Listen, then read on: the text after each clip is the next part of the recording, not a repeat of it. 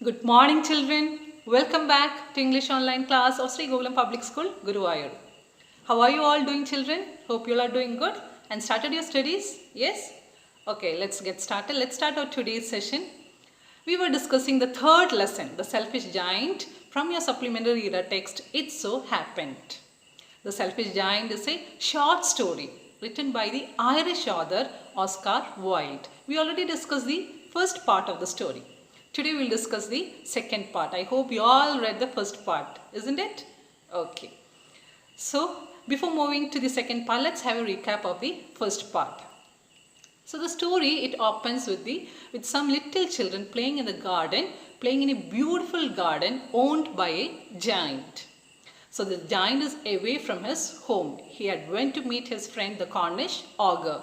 He was away for 7 years. One day he returned to the garden and he saw some little children playing in his garden. So he was mad with anger and he chased them away from his garden. He also built high walls in order to prevent them from entering his garden.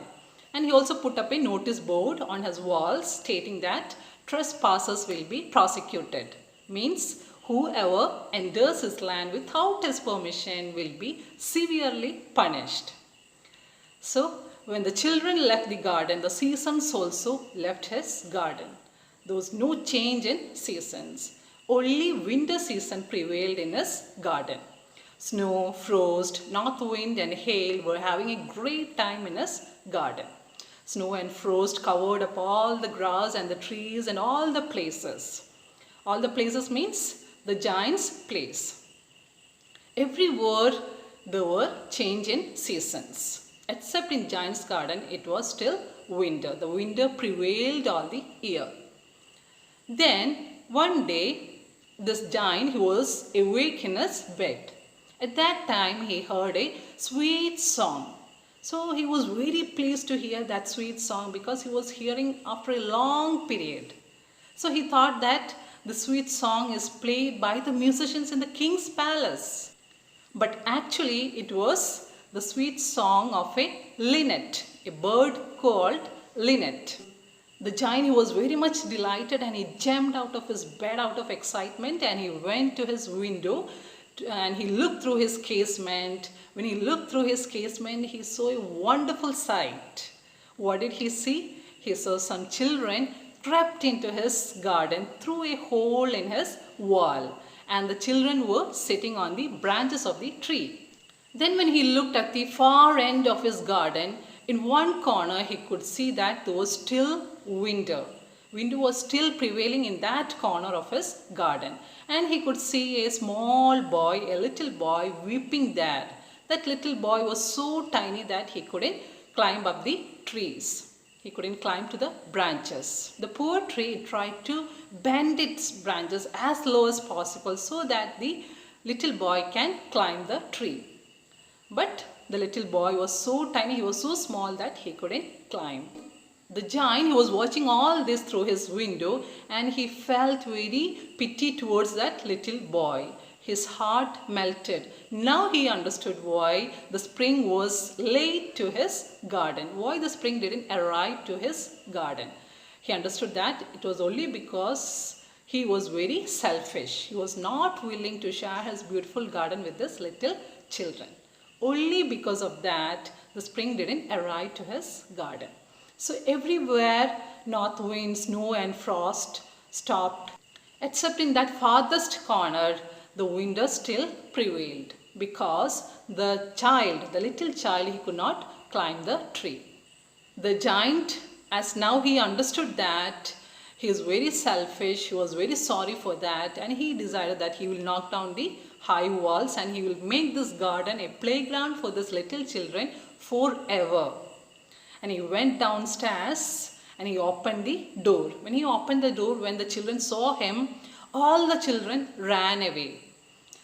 But what did our giant do? He stole up behind this little boy. Stole up means he went quietly behind this little boy and he picked up that little boy gently. Gently means softly.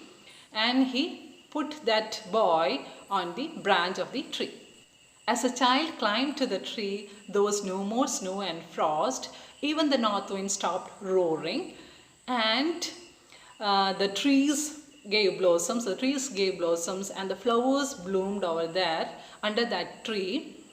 The child, the little boy, he also felt very happy. And what did he do? He hugged the giant and he kissed the giant on his cheeks. The giant, he then took up an axe. He took up an axe to knock down the wall, and he knocked down the high walls. Hereafter, he allowed the children to play in this garden. The children would come every afternoon to play in this garden. The children, those who ran away, seeing the giant, they all returned because they understood that the giant is no more a wicked person, he is no more a cruel person, he is a friendly person, he is a kind-hearted person. So they all came back. When they all came back, the spring also came back. The spring also arrived. When the children left, the spring left with them, but when the children returned to the garden, the spring also came back. And the children started playing. They played all the day. And during evening, when they were about to leave the garden, they said goodbye to the giant. So the giant asked the whereabouts of that little boy. He didn't see that little boy among them. So he asked, who is that little boy? So they told that he went away. When the giant asked the children to bring that boy the next day, the children told that they are seeing the boy for the first time. They haven't seen him before, so they don't know where he lives. So giant, he felt very sad. So children used to come to play during afternoons after their school. But this boy, he didn't come again. He didn't turn up again. This little boy, he didn't turn up again. This giant, he was so much fond of that little boy because that little boy kissed him. So he was very much fond of that little boy. But that little boy never turned up again. Years passed by. Then our giant, he became so old and feeble. He became so weak. So what he used to do, he just used to sit in his armchair. Armchair means a chair that has supports to keep our arms. He used to sit in that armchair and watch the children playing. Usually he used to play with them, but when he became old, he sat in his armchair. He would sit in his armchair and watch them playing. One day during winter season, when he looked out through his window, he saw a marvelous sight. He saw a beautiful sight. What was that? He saw that little boy standing at the farthest corner of his garden. The tree near him gave white blossoms, and it had golden branches, and silver fruit was hanging from that tree. The tree near that little boy. So he was very much happy and excited that he went downstairs and went near to that little boy. He was very much depressed. The giant was very much depressed when he came near that little boy because the palms and the feet of the little boy were bleeding. There were imprints of nails. This is something related to the crucifixion of the Christ. You know the crucifixion of the Christ. The Christ was nailed to the cross. Similarly, this little child also had imprints of nails in his palms and feet, and his palms and feet were bleeding. The giant, he felt very angry when he saw this, and he asked him who had wounded him. So the boy told that these are the wounds of love. No one had harmed him. These are the wounds of love. So the giant asked him, who are you? So the boy, he smiled at him, and our giant, he was struck with awe. He was struck with awe means he had a feeling of respect towards this little boy. Feeling of respect in the sense the respect was filled with fear and surprise. His respect towards the little boy was filled with fear and surprise. And he knelt before this little boy. He knelt down before this little boy. So the little boy told him, once you let me play in this garden, you allowed me to play in this garden. So today I will take you to the paradise, to the heaven. So you know, according to mythology, good people go to heaven after death and bad people go to hell after death. The next day, when the children came to play during the afternoon, they saw the giant lying dead, and he was covered with white blossoms. So here ends our short story, The Selfish Giant. So this little boy who took him to the paradise was Jesus Christ himself.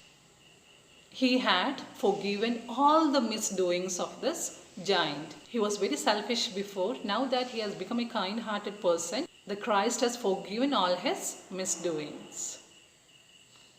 So there ends our short story, The Selfish Giant. So children, read the story, study the notes that is attached. That's all for today. Let's wind up the session. See you in the next class.